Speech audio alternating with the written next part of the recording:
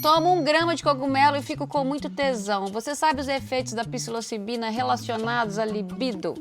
Alô, comunidade mais lubrificante desse país. Para meu beludão aqui, todo bagunçadão. Eu sou a Maria Cecília, sou psicóloga, pós-graduada na área da sexualidade e esse é o canal onde você vai ter mais prazer na sua vida. Vem comigo, se inscreva no canal, mete o dedo no sininho e bora lubrificar a vida. Bora lubrificar a vida!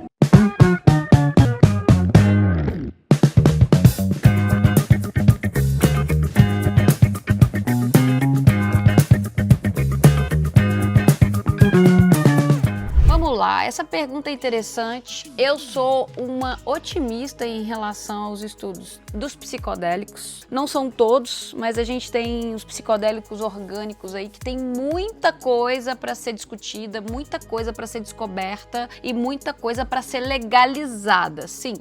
Eu tô passada, chocada. A gente está falando aí de cogumelo, a gente está falando da ayahuasca, a gente está falando da própria cannabis, que é um deturpador de sistema nervoso central, que altera a percepção. A cannabis, ela altera a nossa percepção.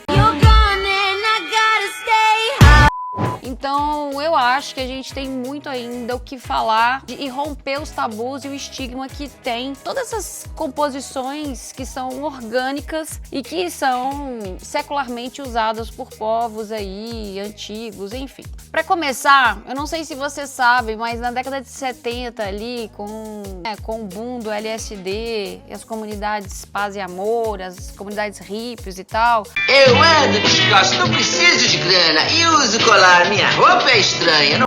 Foi um momento muito interessante da indústria, inclusive, e dos estudos científicos que incluíram em muitos estudos, o LSD foi incluído. A gente está falando de Stanislav Grof, psiquiatra tcheco que estava preocupado em estudar os estados alterados de consciência e para isso ele usava o LSD e ele até criou uma abordagem na psicologia que chama-se transpessoal. Depois ele passou a substituir o LSD pela respiração, que ficou conhecido como respiração holotrópica. Você altera a consciência a partir da hiperventilação. Que viagem é essa, velho? Então, olha só, pessoal, não é de hoje essa conversa, tá? Não é de hoje também o histórico da cannabis na nossa saúde. Eu fiz uma live com a doutora Mariana, especialista em cannabis. A gente tem em 1930 e a cannabis era comercializada nas farmácias. Então, existe todo um trabalho da indústria farmacêutica aí de estigmatizar alguns compostos por serem de fácil aquisição, de serem de plantio doméstico, enfim. É verdade. Quer dizer, às vezes não.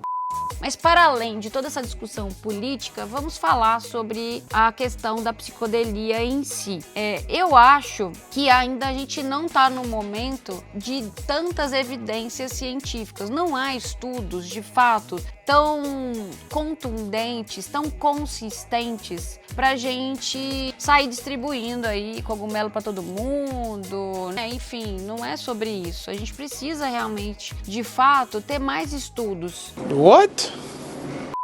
Tem uma coisa que é delicada na questão medicamentosa, no manuseio de remédios, que é a quantidade certa. Então, às vezes, a quantidade para você não é a mesma que vai ser para ele, enfim, ou para ela. Então, isso é muito importante. Dentro disso, a gente não tem um estudo de posologia que nos orienta, de fato, para algo que a gente possa usar legalmente. Mas existem alguns estudos, e os estudos sobre os cogumelos mágicos, né, de onde se extrai a psilocibina. E aí você já deve ter lembrado aí de alguém na sua juventude que ia pro meio do mato, pegar o cogumelo ali na bosta ali de vaca, ou você já teve um amigo, alguém que fazia chá de cogumelo. Hoje eles são vendidos, inclusive, até na internet, tá? Eles são vendidos tanto como extratos, que são bons para a saúde, não são os alucinógenos, mas eles são... Você vai comprar tá fácil aí, tá? Não tem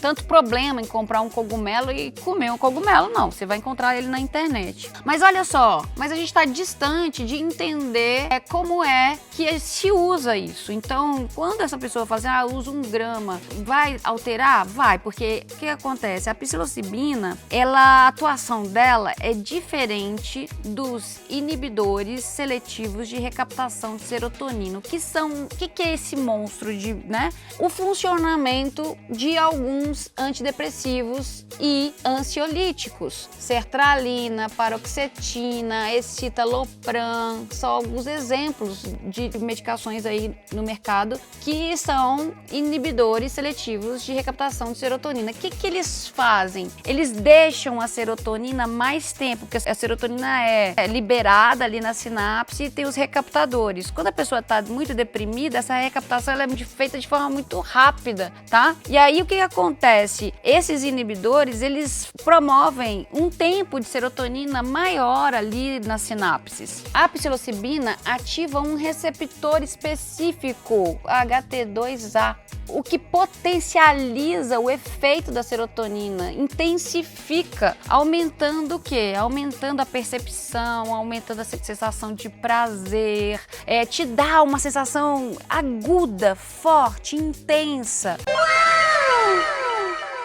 E isso vai ser interessante porque vai melhorar aí a tua comunicação, a tua sensação, a tua conexão com as coisas, com a parceria, pode melhorar a libido também. E a serotonina, ela é um hormônio que regula o humor, sono, apetite, as emoções, tá muito ligada às emoções. Então ela vai te dar uma intensidade nas emoções. Então são atuações um tanto diferentes. Enquanto uma promove mais tempo da serotonina na sinapse, a outra intensifica a ação da serotonina. A psilocibina tem sido estudada muito para casos de ansiedade e depressão. Então, assim, a gente percebe que o uso pode ser pontual, não é um uso que necessariamente é um uso frequente. Então, tem muita coisa pra gente descobrir ainda. O choro é livre, não dá pra gente reclamar, é isso que tem. E o mais interessante é que os inibidores seletivos de recaptação de serotonina vão agir diretamente na questão da dopamina, vão agir diretamente na dopamina, na liberação da dopamina, o que vai diminuir a libido. E a psilocibina não. Ela pode ali, inclusive, aumentar o desejo, porque você tá mais tranquilo, você tá sentindo a vida de uma intensidade mais gostosa. Então pode aumentar suas experiências de satisfação e de prazer. Só que tudo isso que eu tô falando aqui tem um complicador maior. Nós ainda não temos estudos contundentes. Qual é o grande problema de administrar essas drogas? A posologia, a quantidade. Posologia é o quê? É a quantidade que cada um pode tomar. E isso é de uma forma científica e administrando ali concentração e dosagem. Então isso é posologia. E não temos isso, o que dificulta a maior abertura, inclusive, dos estudos. E é claro, gente, evidentemente, a gente tem uma indústria farmacêutica aí que, de repente, vai promover coisas orgânicas. É lógico que tem intenções aí da indústria farmacêutica. É lógico que a indústria farmacêutica, ela tem os seus interesses e é bem provável que ela dificulte esse processo. Porque em se tratando de coisas, de drogas orgânicas, a gente tem muito mais acesso. Mas veja bem, isso é uma polêmica, Porque é importante que se legalize, é importante que se crie protocolos de uso, que se tenha drogas com uma qualidade científica, com uma inspeção científica, com um manejo científico, com uma produção que seja científica para não ter problema. Porque até onde a gente sabe, os estudos são otimistas, mas a gente não sabe também se isso vai interferir de forma negativa em outras questões. Então, o que seria mais coerente é que a gente pudesse ter mais estudos, que a gente pudesse ter mais investimento em estudos como esses. É lógico que nós estamos vivendo uma era onde a psicodelia está voltando com muita força. Eu até tenho as minhas elucubrações sobre isso. Eu acredito que em momentos de muita opressão, em momentos de muita fuga da realidade, a psicodelia se apresente como uma fuga mesmo, até mesmo no uso recreativo. Quando a vida fica insuportável, e eu acho que a gente tá vivendo muita depressão, muitos transtornos mentais, muita ansiedade, a realidade ela fica insuportável. Eu não aguento. Então a tendência é que a psicodelia venha, que as pessoas usem como recreação, o que não é o mais adequado, porque também você fugir totalmente da realidade não é o que vai te trazer uma saúde mental. O mais importante é você adquirir ali ferramentas para você conseguir enfrentar as adversidades, os obstáculos, mas vivendo ainda nessa realidade, certo? Que a gente possa abrir mais discussões sobre os psicodélicos. Tem muita caminhada ainda. Eu não sou da área médica, né? E então, assim, não poderia inferir tantas coisas aqui, mas que são super poderosas para a gente administrar tais drogas. O que você acha? Você já fez uso da psicodelia na saúde mental? Como foi sua experiência? Coloca aqui pra mim, tá bom? E bora abrir e ampliar essa discussão. Vem comigo. Eu sou a Maria Cecília, eu sou psicóloga, pós-graduada na área da sexualidade e tô aqui te esperando. Se inscreva no canal. Vem comigo. Bora lubrificar!